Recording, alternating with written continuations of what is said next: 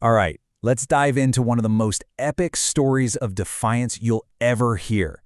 It's a story all about one family, just one family, that stared down a global superpower to save everything they held dear: their people, their faith, their entire identity. This is the incredible story of the Maccabees. So let me ask you something. What happens when a massive, seemingly unstoppable empire shows up and tells you to erase your entire way of life? They say, forget your history, ditch your beliefs, become like us, or die. Seriously, what would you do? This isn't just some thought experiment. This was the real-life choice that kicked off a revolution. So here's how we're going to break this incredible story down. First, we'll look at the clash of worlds. Then, the spark of rebellion, that one moment it all went off. We'll meet the hammer of God himself. After that, we'll see how they reclaimed their temple. And finally, how this all led to forging a nation. All right, first up, the clash of worlds. To really get this, you have to picture a world already turned upside down by conquest. You've got two totally different ways of life, two worldviews on a collision course. And believe me, the explosion is coming. So, where does all this tension come from?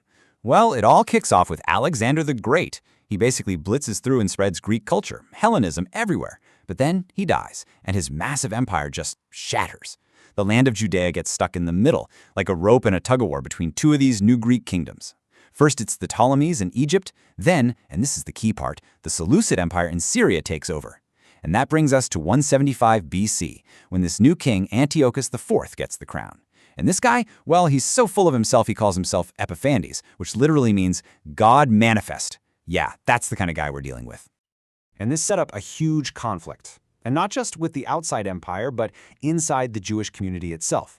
You see, on one hand, you've got this flashy, exciting Greek culture, Hellenism. Think philosophy, art, the gymnasium. It was all about celebrating what humans can achieve, creating this one big global culture. It was cool, it was modern, and a lot of people were really into it. But on the other hand, you have the ancient Jewish law. This is a life built around devotion to one God, a sacred promise, the covenant that made them a unique people set apart. These two ways of life, they just couldn't coexist peacefully. Something had to give. So King Antiochus, he decides to just force everyone's hand. He lays down these laws that are basically designed to wipe Jewish identity off the map. And let's be clear, this wasn't like, hey, you should maybe try this. No, this was a command. Burn the sacred books. Stop observing the Sabbath. Worship our idols. He outlawed everything that made them who they were. And the penalty if you disobeyed? Simple: death. Now you can imagine, faced with that kind of brutal choice, most people were terrified. They just went along with it to survive. But in one small, dusty town, one family looked at this and decided, no, some things are worse than death. And this, right here, is where the rebellion really begins. Okay, picture this. We're in a little town called Modin. The king's soldiers are there, making sure everyone follows the new rules. They've set up a pagan altar, and they're ordering the Jewish people to sacrifice to Greek gods. To make an example, they go to the most respected guy in town, an old priest named Mattathias, and they tell him, you go first. And what Mattathias says next, it just rings through history. He stands up in front of everybody and says, though all the nations in the king's dominion obey him, I and my sons and my brothers will continue to live by the covenant of our fathers. I mean, wow, he flat out refuses. He's saying, let the whole world bow down, we won't. The courage that must have taken is just breathtaking. And then, all at once, everything just explodes. Right after Mattathias says this, some other guy from the town decides to play it safe and steps up to make the sacrifice. Well, Mattathias is filled with this righteous anger, and he kills the man right there on the altar. Then he turns and kills the king's officer who was enforcing it all. He screams out, let everyone who is zealous for the law follow me. And just like that, he and his 5 sons bolt for the hills. The revolution has begun. So Mattathias eventually dies, and the leadership of this fledgling rebellion falls to his son, Judas. And Judas, he was a flat-out military genius.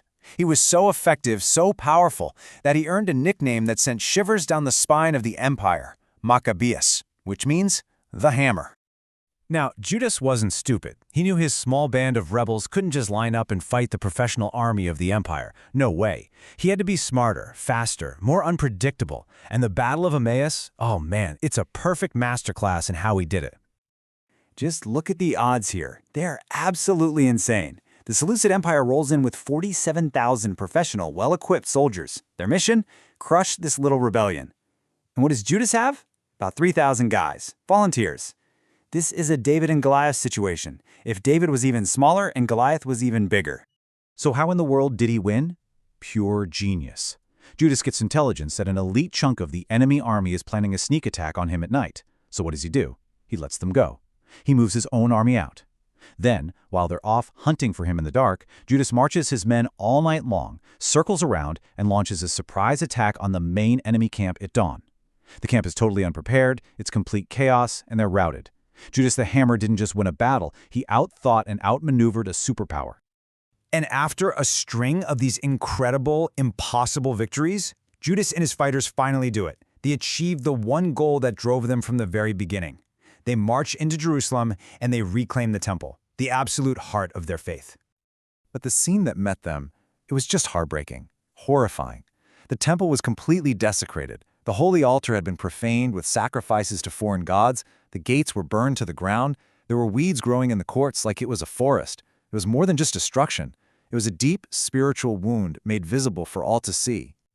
So they immediately got to work. But this wasn't just a construction project. It was a sacred restoration. They carefully tore down the defiled altar. Then, following the law, they built a brand new one with perfect, uncut stones. They crafted new holy vessels, and with music and songs and prayers, they cleansed and rededicated the entire temple back to God. This shows you what it was all about, right?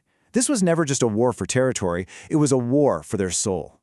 And that festival, that 8-day celebration of rededication, of bringing light back into a place of profound darkness, well, that's what became the celebration we know today as Hanukkah. It's an amazing, direct line from this ancient moment of faith right into our world today. But wait, the story isn't over. Reclaiming the temple was a massive victory, maybe the most important one. But it wasn't the end of the war. The fight for true freedom was really just getting started.